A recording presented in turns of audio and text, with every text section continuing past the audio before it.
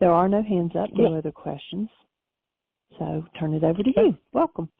All right. Well, one of the things you were just, what you were just talking about, and as I'm working with this text, the Gospel of Thomas, the sayings, the purportedly secret sayings of Yeshua, the secret inner teachings, one of the things that occurred to me is that most, or I should say all translations that I know of, although I have to acknowledge I haven't gone looking for other translations who've made this their focus. So there may be others out there, but I'm not aware of any. None have focused, as far as I'm aware, on the mental, emotional, psychological teachings of Yeshua, which are extremely profound. When he talks about stress and how stress is created and how to alleviate stress, it's the whole forgiveness process. I mean, it's missed everywhere that I know of in the interpretations that come from Greek translations, Latin as well. And so it's a really important point. And if you weren't part of the sessions that we did, I think, Jeannie, are the sessions that we did on the Enlightenment book, are they all on YouTube now? They are, and they're all in one place. So if you go to YouTube, you can click on playlists, and of course, you're on the Why Again, Michael Ryce YouTube channel, and you can get to that either by just typing it in or on our website, whyagain.org. Up at the top, there is a link that if you click, it takes you directly to our YouTube channel. And you can click on playlist and look for the one that says Enlightenment Study. And they are all in that one file, so you don't have to go looking for them. Awesome. And I don't remember just how many days we spent on Enlightenment. Are you aware of just what the number is, sweetie? I don't. I can go out and look, but I don't have YouTube open right at the second. All right. Well, in any event, we spent quite a bit of time going through the Khabouris Manuscript, which is what we've published so far from, the Enlightenment book, which is what we published from the Khabouris Manuscript. And the Khabouris Manuscript is a verified of a first century Aramaic text that was scribed in the 10th century. We actually had the physical manuscript carbon dated twice at the University of Arizona, which is a primo carbon dating facility, and they confirmed that it was a text that was scribed in 1000 AD, plus or minus 50 years. That's the range of their carbon dating. So they were able to confirm that, and the imprimatur on the text, which would be like a notary signature today. You go get something notarized to verify it. Well, there was an imprimatur that was written by the bishop of the Church of Nineveh, which would have been one of the larger churches in that area at that time, that says this is a copy of a first century manuscript. And the focal point, and I bring up once again, and I really want to acknowledge Dan McDougald. I'm looking at his picture across the room from me. It's there all the time, and I thank you, Dan, even though you've left your body, for being on the team and always prompting and bringing forward new insights and new levels of understanding. But Dan was the man who guided the translation of the Khabouris Manuscript, and he, in particular, Dan was an attorney and brilliant mind. We worked together for, almost 20 years. And he was in the Navy in World War II, and the Navy did I guess it was all of their officers. I don't know whether it was all of their officers or every man in the Navy. They did IQ tests. And Dan was number 3 in the United States Navy in World War II in terms of IQ. And he was working with a 7th century Aramaic text. And there were just so many holes. He had communicated. He was in communication with British intelligence, and they fed back to him. He's an attorney, and he's worked within the prison system, and he wants to find out the way to heal people. And British intelligence suggested to him, in particular, working with the Aramaic, that if you want to know if it really works, the best population to take it to is the prison population. And if you can make a change there, then you can make a change anywhere. And so Dan, the 7th century text just had so many holes in it that he went looking for, financed an expedition to the Middle East, and found in a monastery on the Khabur River in Turkey a text which became called the Khabouris Manuscript, because of where it was found. And basically there were 25 of the world's top Aramaists that he'd enlisted to work on this translation work. And one of the focal points was bringing in the understanding that Yeshua had, moving toward, one, establishing the first century meanings of Yeshua's words, and two, focusing on what were the understandings in the mental realm. For instance, I've done over the decades, I've done different workshops on stress. And it's interesting. You go to a workshop on stress, if anybody's ever done that, and you come out of that stress management workshop or that workshop where they're going to teach you about stress, totally, completely loaded with stress, because nobody knows what causes stress. Even the people teaching stress management, they can say, oh, here's how you relieve your stress. You breathe, you lay down, and you do muscle relaxation, you do progressive. They can give you all of that.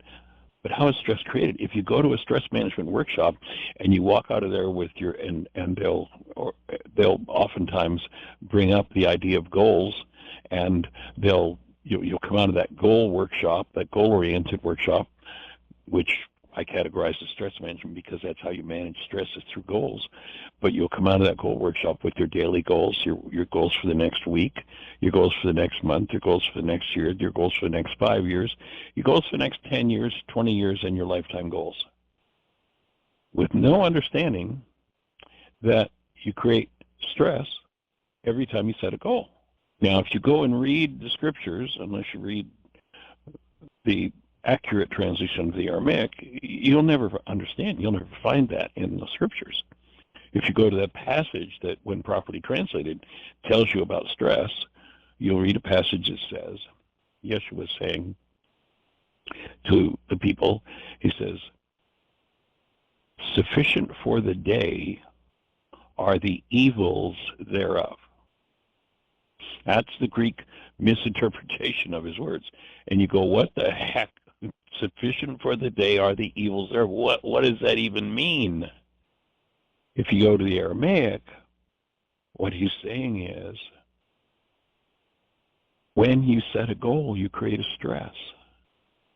And you don't want to create any more stresses than you can relieve, that is, goals that you can accomplish in the next waking period, sufficient for the day. In other words, when you get up in the morning, if you have your daily goal, your weekly goal, your monthly goal, your yearly goal, and you went and you checked them, and your 5-year goal, and your 10-year goal, and your 20-year goal, and your lifetime goal, you went and checked them, you just blew the stress in your mind all out of proportion. You walk in your day with all those goals active, and resources are used, and your ability to cope with life is weakened as a result. So what he was saying to people who we got to accomplish, we're all external world, out there, accomplish, goal. What he was saying was, stop. Don't have any more goals.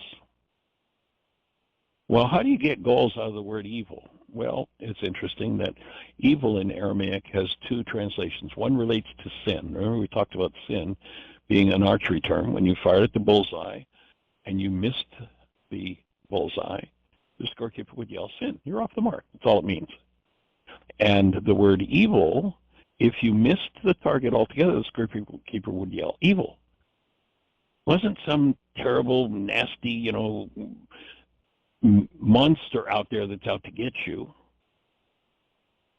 Doesn't Satan out to get you? In Aramaic, the word Satan simply means the resistor, one who misleads. It's an internal condition of resisting truth and being misled by your own perceptual mind and not having done the work of healing.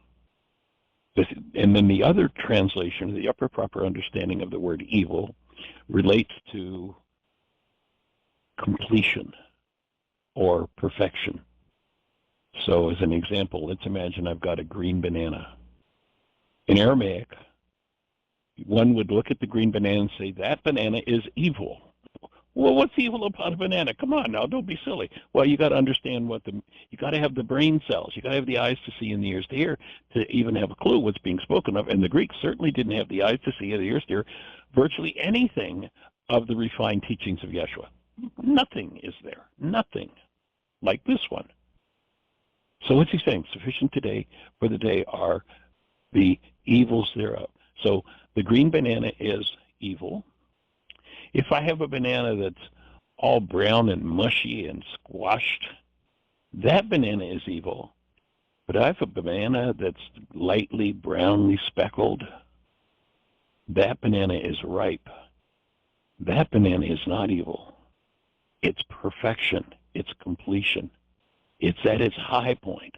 On both sides of its high point, it's evil. It's just not in its perfection yet. So what Yeshua is saying is, sufficient for the day are those things you have not yet brought to perfection. In other words, what are you going to do with your day? What are your goals? If you're focused on goals for 10 years from now, goals that you cannot possibly achieve today, then you just wasted resources. So he's saying conserve your resources by recognizing that you don't have any more goals for the day than you can accomplish today. You know, it's like a computer. If I open my computer and it's a high power, really fast computer, I can open my word processing program, and I can open my email, and I can open my CAD program, and I can open the math program, and I can open the picture editing program software. But then, if I open one more program, my computer crashes. Why? Sufficient for the day are the number of programs you have open. If you open any more than your resources can handle, then you'll crash your mind. So that's what he was teaching about stress. And so that, and again, Dan, I really appreciate that became your focus, and that understanding that psychological aspect was so important, and that's why it had such a profound impact in the prisons.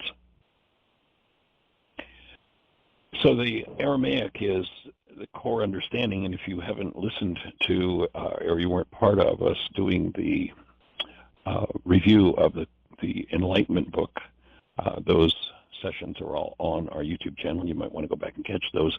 And while we were doing it, we made an offer to people who were participating. You know, the Enlightenment book, if you go to our sales page where we've got all of our products, the Enlightenment book is $25 plus shipping, and the shipping, I think, these days is something like $7 or $8. But we made an offer to people if anyone wanted to get a copy of that Enlightenment book. And it's basically a text that it's what's been published so far from the Khabouris. And there are 3 sections to it. The opening is an introduction, how the manuscript was found, the story of it. And then there are some select passages from the New Testament. And then in the back of the book, there's a first century dictionary. So we spent several weeks and went through that whole text. And if you are interested in getting a copy, an offer we'd made to everyone who was doing this study with us was that if you simply go to our homepage, whyagain.org, and go down to the bottom, there's a donate button. You can donate $25 and we'll pay the shipping. There'll be no shipping fee on it. And so if you want a copy of it, if you decide to engage in that study and you want a copy, then just go to our page, whyagain.org. Down at the bottom, click donate and donate $25, and then give us your name and your address and the fact that you want the Enlightenment book, and we'll ship it free. So anyway, and so let's go to the Michael? Next statement. Yes, sweetie. I'm not sure if Michelle's in the chat room and Craig is on the switchboard, and she said he did have a question. He didn't put his hand up, but I'm going to go ahead and turn on his microphone. Awesome. Let's go for it. 810, Craig, you're on the air. Delight to hear from you, sir. How you be? I don't know what the question was. You might have to ask Oh, Michelle. you don't? She Okay. said it was Well, about honoring your parents. honoring father and mother. Okay. Well, yeah, that was a question that you guys had communicated with me a few weeks ago, and so maybe we'll finally get around to talking about that from the Aramaic perspective. Is that still a question for you? It's a struggle for me. Okay, perfect. Well, we've got an answer for your struggle. We can support you getting through that one and being done with that one in your world. Here's how it's done. You'll notice that in the scriptures, they ask Yeshua, what's most important in the law? And the word law is totally misinterpreted in the Western world. It does not mean the rule of a superior and you're in trouble if you don't obey. There's no obedience involved in the law or in relationship to the Creator. Obedience is not a thing at all in Aramaic. That's a whole Greek thing. The kings wanted to control people, so you better be obedient or the king's going to come and get you. So they made God in their image and likeness, and that's how we came up with this punishing monstrosity. It's going to get you if you don't obey. But the word law in Aramaic is simply the way things work. So if you know how things work, like for instance, if you know how gravity works, you stand on the edge of a cliff and you look over the ocean, you go, wow, that's really beautiful, and you look down at that rocky thing, and understanding the law, you know that gravity works, and you don't step off the cliff. Not because some God's going to come and punish you, it's just the way things work. If you step off the cliff, gravity says bones break at the bottom. So they're saying to Yeshua, in essence, in that particular question, if you're a human being, how do things, what's the core? What's first? What's most important? And he doesn't say love God, love neighbor as yourself. In Aramaic, what he says is, have Rakhma for the Creator, for neighbor, and by so doing, you'll maintain self. Now, there's no such concept in the English language. It's going to take a whole paragraph to describe what Rakhma is. There's no such concept and no such word in the Latin language or the Greek language. So we've had no access to this idea of Rakhma whatsoever. You know, neuroscientists are starting to discover that certain parts of the brain have to do with love being active in the mind. Well, that's what Yeshua was talking about 2,000 years ago. He said, anybody that you think about, if you want to be human, if you want to function out of your human beingness, out of your human life, rather than out of some form of hostility, fear, rage, guilt, grief, trauma, pain, blame, resentment toward another for what they've done, then you have Rakhma, which is a filter in the frontal lobes of the brain that, when active, is, number one, a gateway through which your created essence, love, enters into and inhabits your body-mind unit. So you are functioning out of what was called in the Aramaic the mind of Christ. Christ wasn't the name of a man. It's an office in Aramaic, and so that mind is available to all of us. We're all designed to live out of a mind connected to love. It's literally the Creator's mind, and it's our birthright to have that. So when he says you must have Rakhma, what he's saying is have this filter active and this gateway open, and your human created essence, which is love. If you've ever held a newborn and tapped into the essence of the newborn, you know what love is, and it's not really describable. You can't put it into words, but it's pretty powerful. We just got to spend a whole week with our new grandson who's just been circling the earth for the last 7 weeks, and so we had a week of much time holding this newborn essence. Pretty sweet. But he said, if you're going to have that human essence, your human life, love, active in you, then Rakhma is the requirement. So, and then there are two basic objects of attention that a human can have. One is neighbor, and in Aramaic, neighbor is a mental word. It's not a physical word. It hasn't got to do with, honoring the guy down the block or having love for the guy down the block, your physical neighbor. But in Aramaic, anybody that you thought about was your neighbor.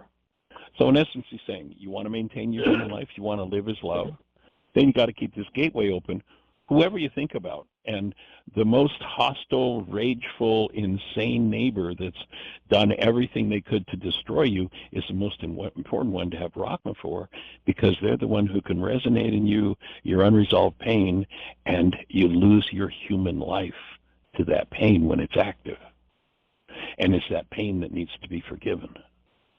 So neighbor, and then the other object of attention, of course, is the creator. So many people have so much rage for the creator. Oh, the creator, so often the religion's not having a clue that the person who stepped off the cliff had their bones broken, not because God punished them or did something to them, but because they violated the law of gravity or any other thing in the universe and the way it works. So many have much resentment toward the creator. And so he's saying, when you think of the creator, keep this condition active in you, and you will maintain your human life. You will be the presence of love. And as you function out of the presence of love, because Rakhma is active, your mind will track with love, and the perceptions, the fruit of your mind, your perceptions, will support you living as love, because they'll all be keyed to love. So that's his first statement there. And that applies, if you look at that, that applies to anybody in the world. But there's one group of people that there is a higher requirement for. And the group of people that there's a higher requirement for are the group of people who are likely to be your power persons. A power person is someone, it's usually a situation between a parent and a child. Not always. It can happen in many arenas, but this comes out of our codependence to interdependence work. A power person is a person who, number one, had more power over your life at some point than you did. Again, it's usually a parent and a child. Number two, was not functioning as a human being, was not functioning out of love.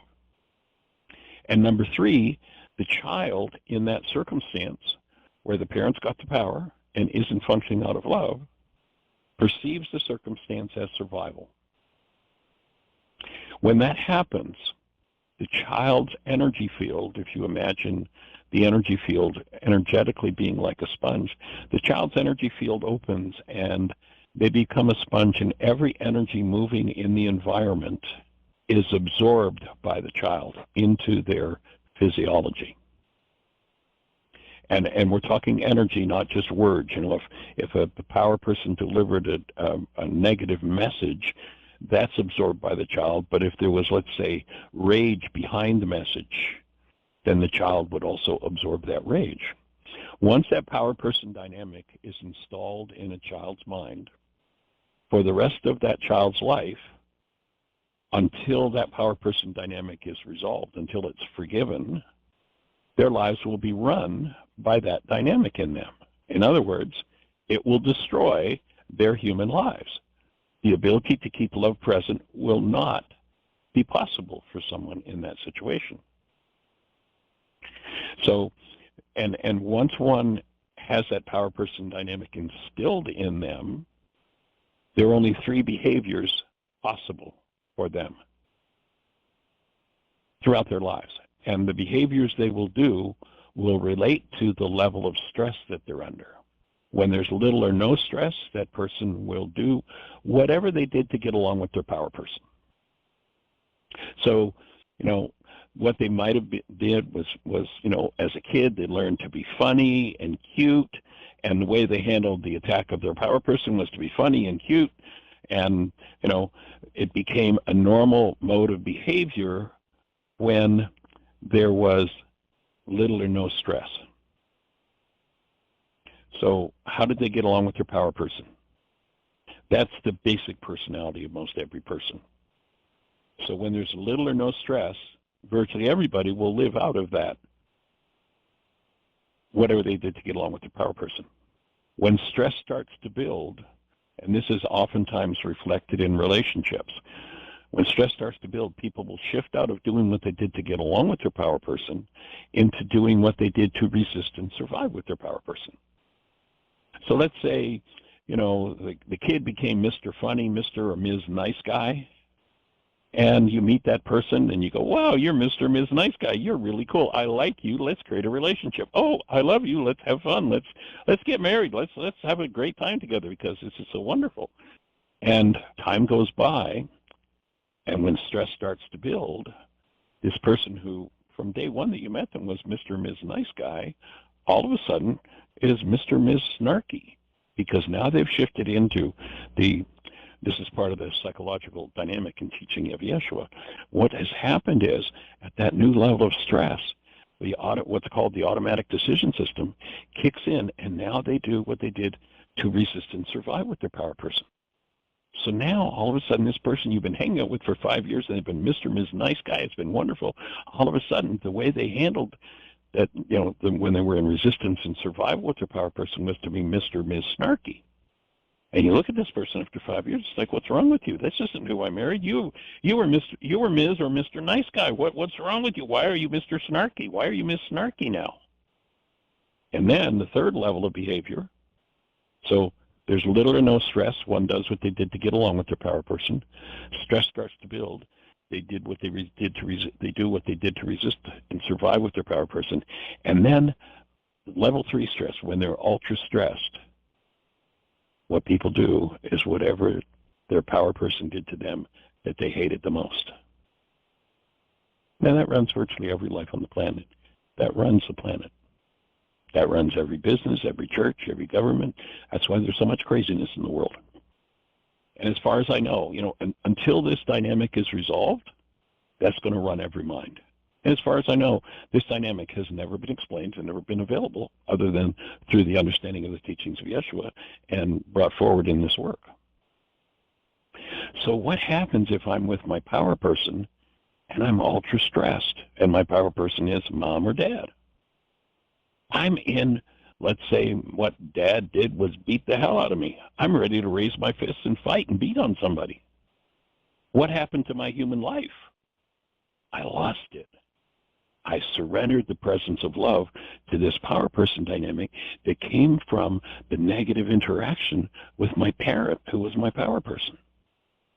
So how do you resolve that? Somebody says to Yeshua. He says, here's how you do it. Here's what the law says. Here's the way that works.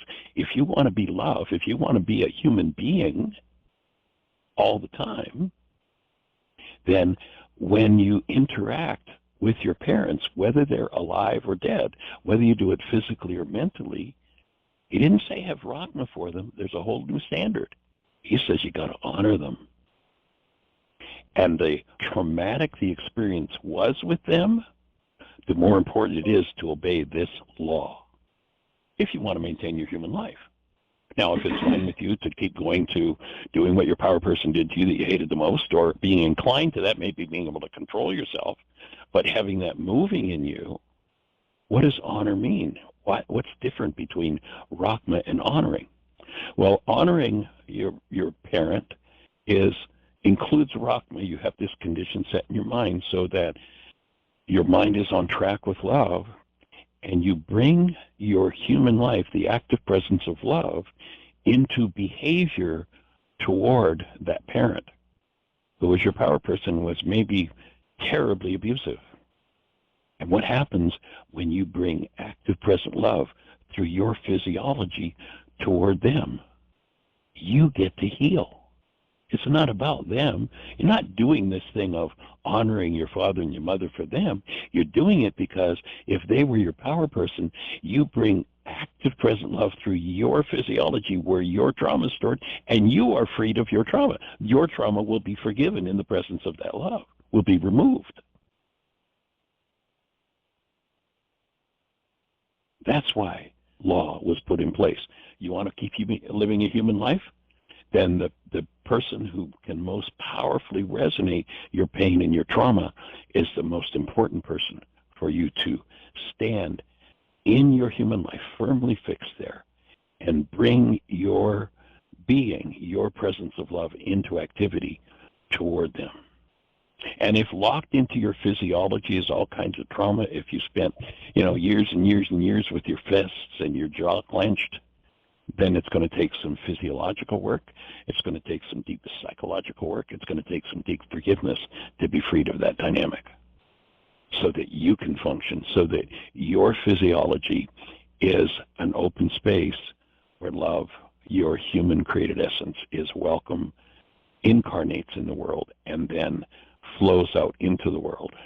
And incidentally, incarnating, living as the presence of love, and extending and having that love flow up to you into the world, even to the abusive. Remember, he said, the Creator lets the rain fall on the just and the unjust. This isn't about whether somebody's just or unjust, or you got a judgment or, some sort of a complaint against them. It's about you maintaining your human life. And when you do, you get the benefit. And the more painful the interaction was as a child with a power person, the more important it is to do that. I remember we did a workshop in Fort Lauderdale, Florida back. We were invited by a fellow who had been an AA member for 30-some years, and he had a large online support community in the AA groups, and had a large as a sponsor. And he invited us. He heard about our work, and he invited us to come and speak, and I did. And afterward, when I explained this power person dynamic in our codependence workshop, afterward he's like, well, Michael, I was hoping this was going to be something really useful, but that's just not. I know from experience that what you just said isn't true. Because when I was a kid, my father beat me mercilessly every day. And he said, I had a son, and I never touched my son. I never hit him. And he was kind of like in this hard-ass kind of place, yeah, see, you're wrong here. I said, okay, I got it. I hear you, and I acknowledge you for having the ability to control your fists and never hitting your son. But how much time do you still spend having to control your fists? And I could have pushed him over with a feather. He broke down because that was his challenge. He'd spent his whole life, 30 years sober, controlling his fists so he didn't hit, so he didn't play out his power person dynamic. If he knew how to honor his father, who was his abuser, then love flowing through his stored abuse in his carbon-based memory system, in his physiology, would have been removed, and he had been freed of that dynamic and that trauma with his father by following the first law, or the law in regard to parents. Does that make sense? Are you breathing? Not really.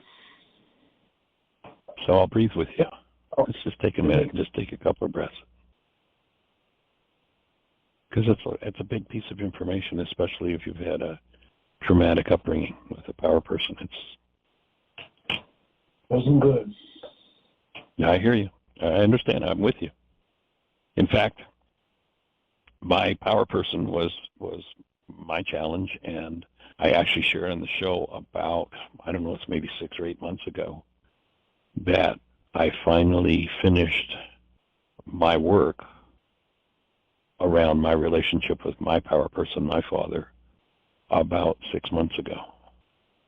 I had come to many layers in the earliest days of developing this work. When I first started doing it, one of the memories that I got in touch with was, I had asthma from birth. And without getting into that whole story, the day I touched into my father belittling me and pushing me into a corner in tears was the day that my asthma was resolved. My lungs weren't fully healed, but my asthma was resolved. And a lot of allergies, I couldn't go near people cutting grass. And that weekend, that's such a powerful memory, getting in touch with that situation with my dad. I went back. I was in the restaurant business at that point, and I had a 5-acre, beautifully landscape manicured property, but I always had to have somebody else cut the grass. The next day I got on the tractor and I cut the 5 acres myself without the slightest reaction to the grass. That was the starting point, and that was about 50 years ago, a little better than 50 years ago. I've gone through several layers. One of the memories that came up probably, maybe 15 years ago was a kid, and I had, we lived on a dead-end street, and my dad worked shifts, and he was on 4 to 12 shift. And I don't know, I was maybe 5, 6, maybe 7, I don't know. And I had a friend up the street, and his dad had just poured a new concrete sidewalk in front of his house. And somehow or other, I just thought it was a great idea to take this Indian rubber ball that I had in my hand and bounce it in his newly formed concrete sidewalk, and he was looking through the window watching me do it. He waited up till my dad got back from night shift, 4 to 11. I can remember that statement from being a kid. Dad's on 4 to 11. And he stopped him and told him. And my dad tore me out of bed. And the memory that I have is screaming at him, if you keep hitting me, you're going to kill me.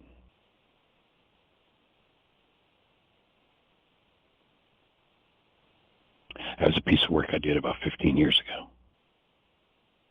And you've heard me speak about how precious my granddaughter is to me. Yeah. And that we've been raising her for about 6 years. And about 6 months ago, I was doing a still point session, doing some of the quantum still point work.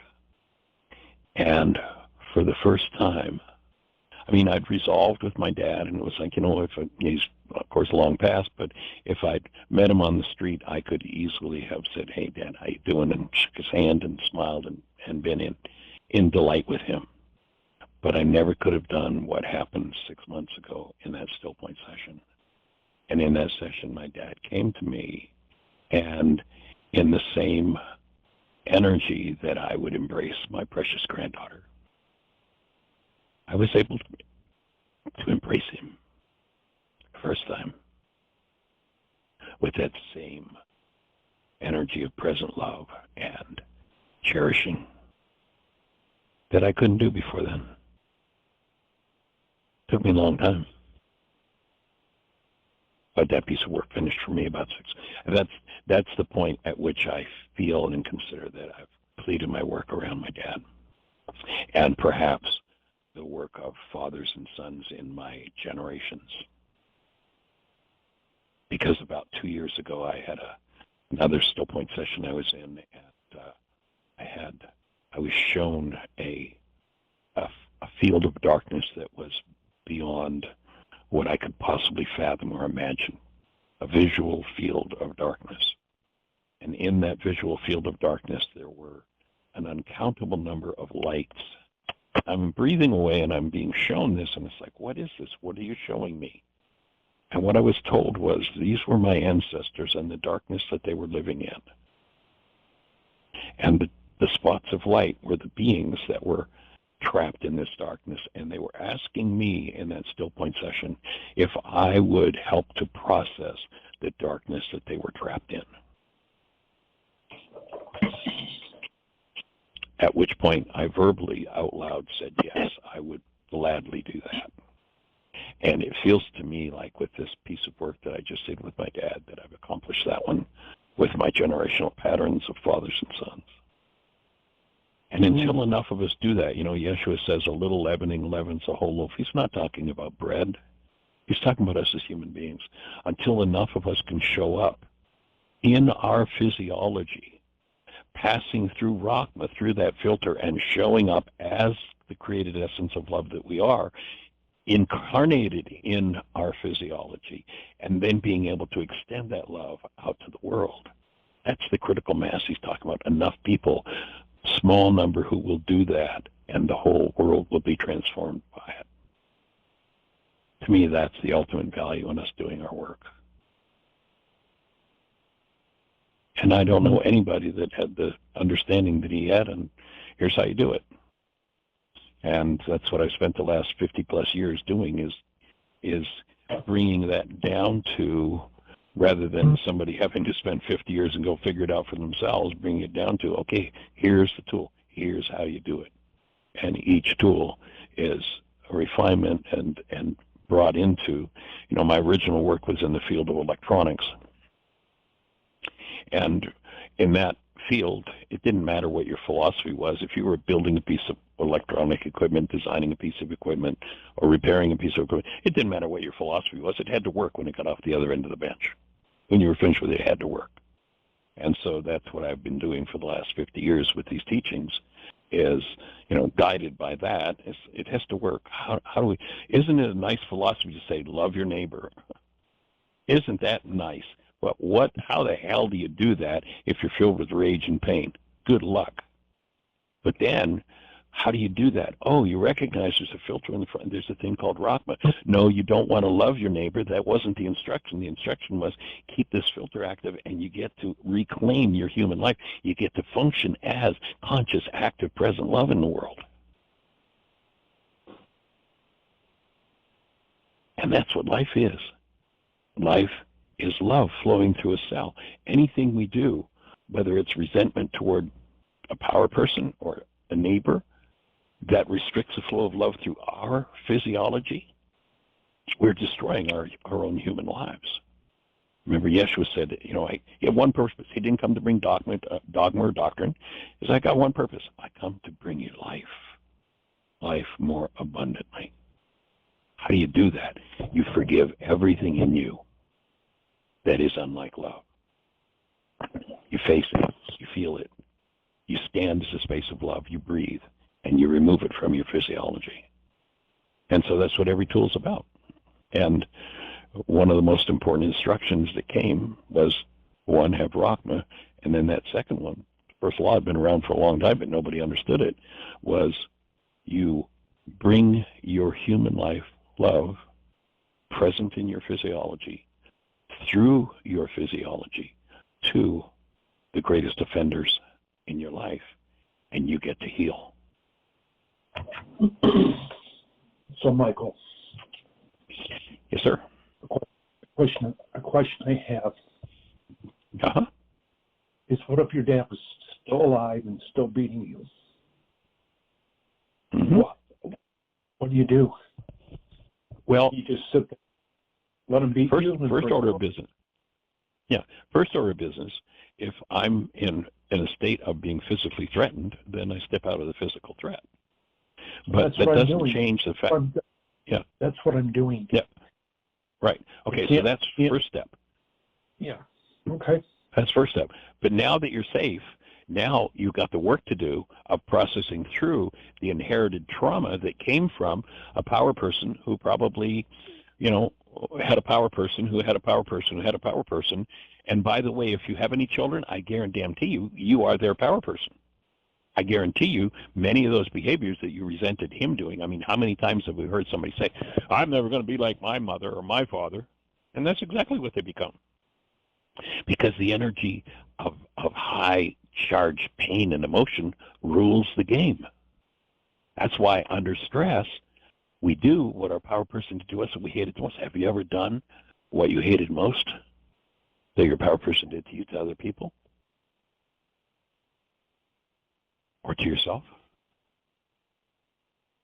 And I don't really need to ask the question because I already know the answer. We all have. Yep. How do you resolve that? You have Rakhma, and then you bring it into behavior by honoring that person.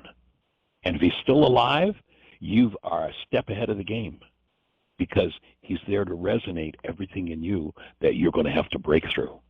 My dad's been dead for,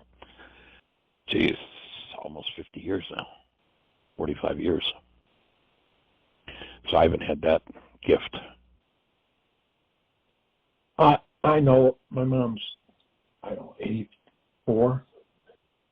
I know it's not going away when she goes. I know that. You don't have to wait for her to go. Do the work, and it's gone. And as you do that work, there's a great principle in the Course of Miracles says, when you are healed, you are never healed alone. You open the energy window for the person who went before you to also heal. You become the space. You'll hear me oftentimes say to people, okay, holding the space for you. What does holding the space mean? It means that I will hold you in my mind. I will be thinking of you, which means energetically we are now connected. Doesn't matter where you are on the planet or where I am on the planet. There's nothing we know of that can stop the high energy wave of active present love. There's no material substance that can stop it. So I'm here to hold the space, and as I think of you energetically, I extend that energy toward you. If you've done something that, being a very devout, committed, religious member of the One World Universal Original Blame, which I'm blaming you for, what moved in me then by extending love to you, I'll get to heal that in me. But remember that virtually every one of us, by the age of 4, in this culture in particular, we all come in the same. We all come in as conscious, active, present love. And every one of us, that's our starting point. And in this culture in particular, my estimation is by the age of 4 or earlier, virtually every one of us has been converted. We are now devout, practicing, card-carrying members of the one world universal religion of blame. And if you go to church, you're brainwashed into that one from day one. Because remember, the devil made me do it. What is the devil made me do it? A statement of blame. It isn't my fault. I'm just, I'm just Mr. Nice Guy. I'm just being a nice guy, and I only rage at them because of what they did. No, you rage at them because you have rage in you, unresolved.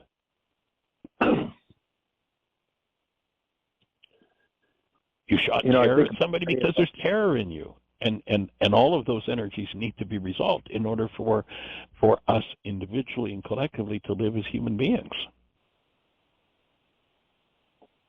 I think about that. I have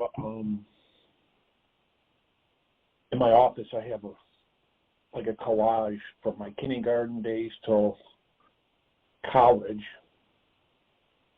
and I was so happy up until kindergarten, and then you can just see you can just see in my eyes. Yep.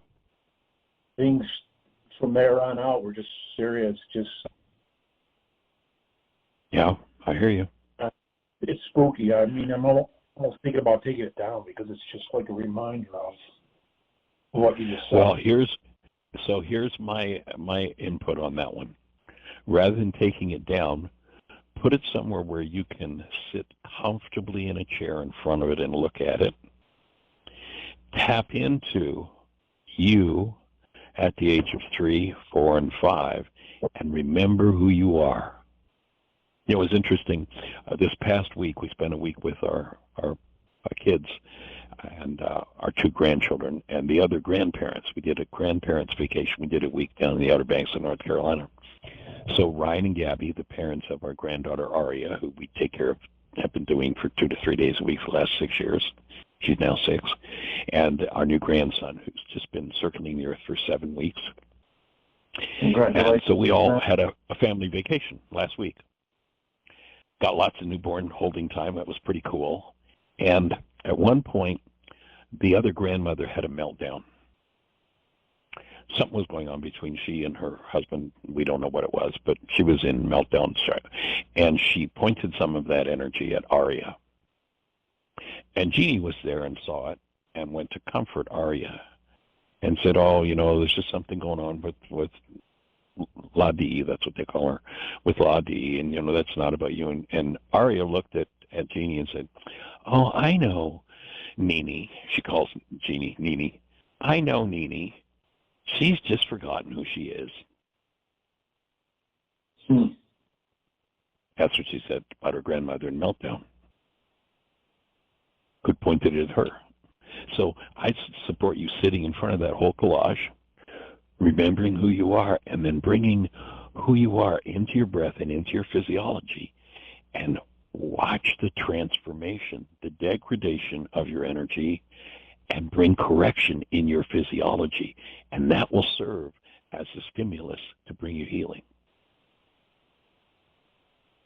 And one of the things that needs to happen, go ahead.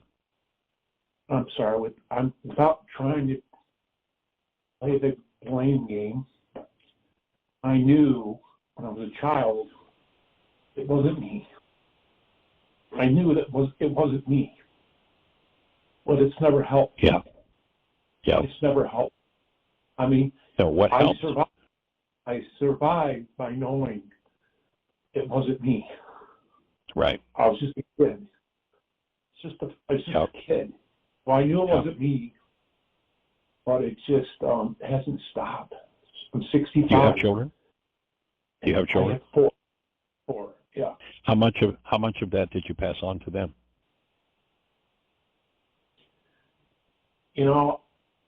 My kids have told me what a wonderful father I have been to them. So I don't know. That's a tough. I'm sure. I mean, that's what they tell me, but who knows? I was a coach for both my sons. My daughter was in gymnastics. I was very involved. I traveled internationally my whole life, and I don't even know. Looking back now, I don't know how I did it, but I was.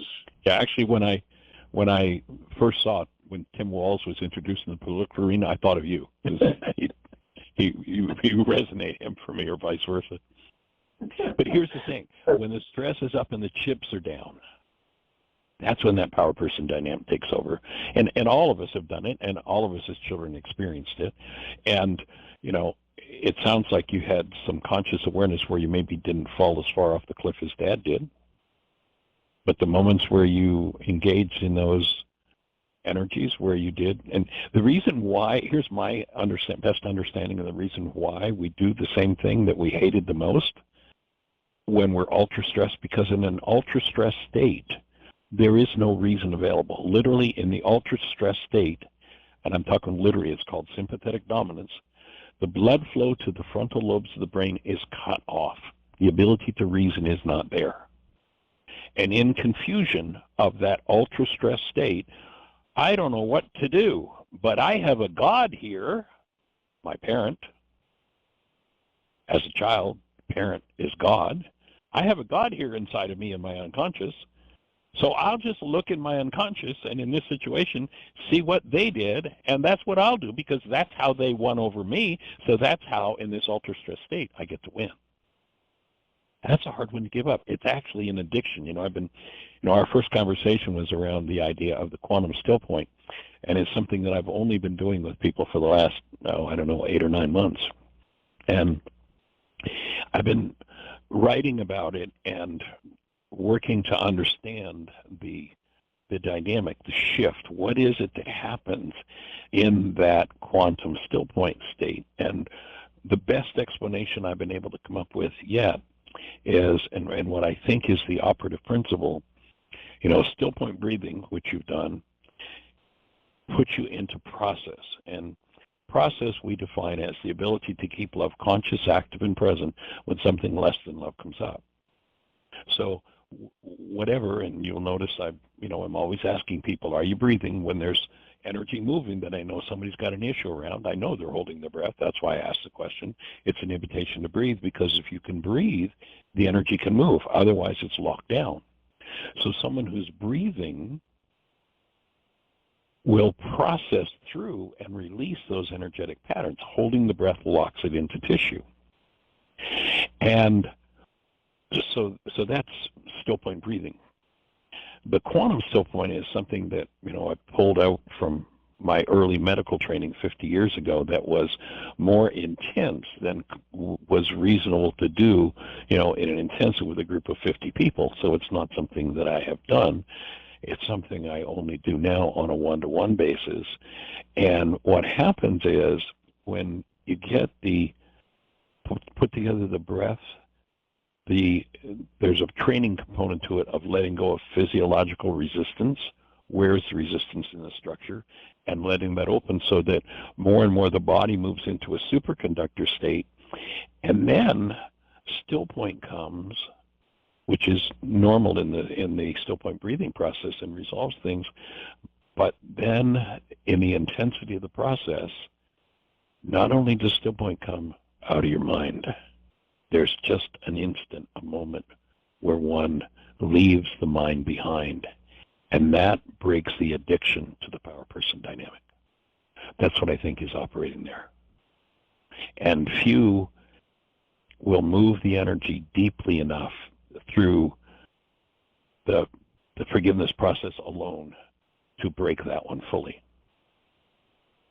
Yeah, But, you'll hear me oftentimes say on the radio show, you got to be out of your mind. You're going to heal that one, you got to be out of your mind.